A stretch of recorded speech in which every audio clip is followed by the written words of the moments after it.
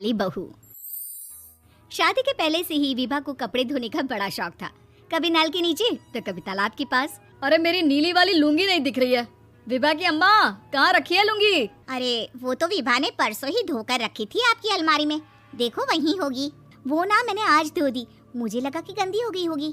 अरे कैसे गंदी हो गई थी, उसे तो मैंने पहना भी नहीं। हे भगवान, इस लड़की के कपड़े धोने की आदत से परेशान हो गया हूँ मैं। जितना तो घर में राशन नहीं आता उससे कहीं ज्यादा डिटर्जेंट पाउडर का खर्चा है। इसकी शादी करवा दो, शादी जाए अपने घर में ही करे काम, फिर चाहे घर के कपड़े धोने हो या पूरे गांव के। हाँ ठीक बोल रही हूँ, देखता हूँ मैं कोई लड़का। वो दिन भी आ जाता है जब विभा को देखने लड़के वाले आ जाते हैं। लड़की मुझे अच्छी लगी। होने वाली सास कहती है, बेटी अगर कुछ पूछना है तो पूछ लो।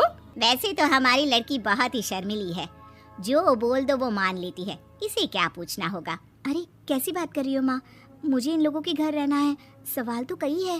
हाँ हाँ बेटा पूछ लो ना, क्या पूछना है। आप लोगों के घर कपड़े कौन धोता है? सास का मुंह बन जाता है।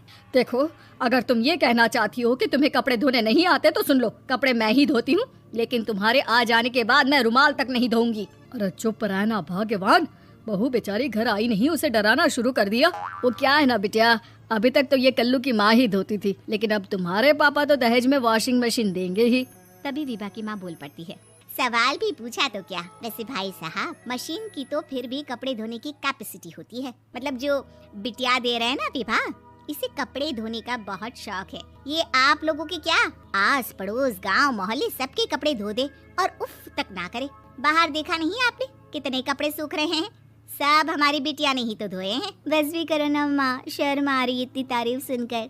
और तो और एक दाग निकाल कर दिखाओ तो मान जाओ। हाँ अच्छा, माफ करना बेटा, मैंने गलत समझा, हमें तो रिश्ता बहुत पसंद है। और ऐसे जुड़ जाता है रिश्ता कपड़े धोने का शौक रखने वाली विभा का। उसकी शादी हो जाती है कोयला फैक्ट्री में काम करने वाले कल्लू के साथ। शादी के बाद अचानक विभा चिल्लाती हुई सास के पास आती है, सासू माँ, अरे सासू माँ कहाँ है आप? ये तो धोखा है, धोखा दिया आप लोगों ने मुझे। इसे ससुर के चक्कर के बारे में पता चल गया। अरे तो उसमें तुझे क्यों धोखा मिला है? अरे नल में पानी नहीं आता, कपड़े कैसे कब धुलेंगे? अच्छा तू पानी नहीं आ रहा उसकी बात कर रही है। तो आपने क्या सोचा? कुछ नहीं। अच्छा तेरी माँ ने कहा था कि कपड़े धोने का शौक है, तुझे याद आया मुझे।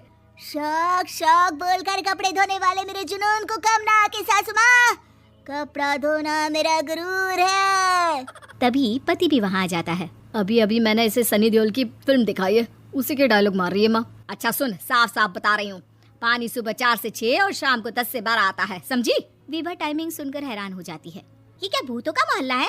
सुबह 4 बजे उठकर कौन कपड़े धोता है? 4 बजे टंकी में पानी जाता है, फिर सारा दिन धोना ना, किसने मना किया?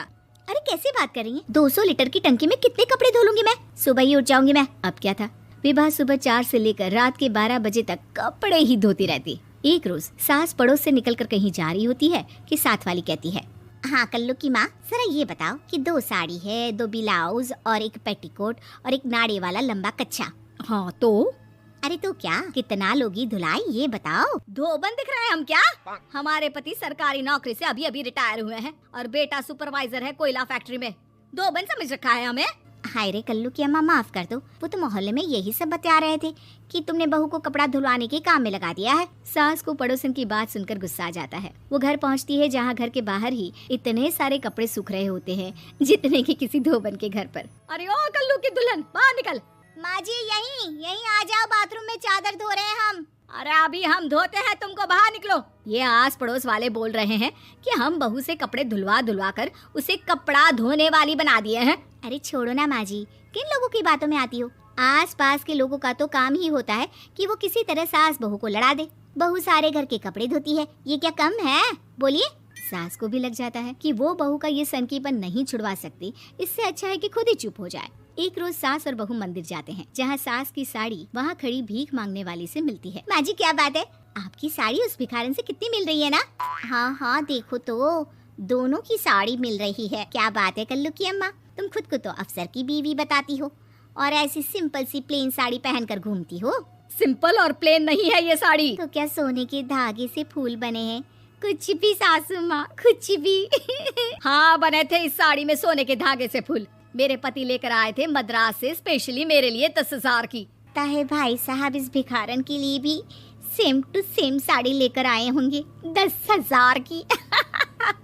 सास उस वक्त कुछ नहीं कहती, लेकिन बहू के साथ घर आती है और अलमारी से एल्बम निकाल कर लाती है। ये साड़ी देख रही है, ये वही साड़ी है जिसे मैंने अभी पहना था।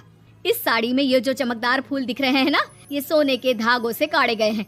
लेकिन तू लोकल वॉशिंग मशीन ब्रश से घिस घिस कर सारे फूलों को निकाल कर साड़ी प्लेन कर दी। मुझे माफ कर दीजिए सासू माँ। और तो और, जब मैंने तुझे तेरी गलती के लिए कुछ नहीं कहा, लेकिन तूने तो सबके सामने मेरा मजाक ही बना दिया। क्यों? बहू को समझ में आ जाता है कि अब से उसका कपड़े धोना बंद।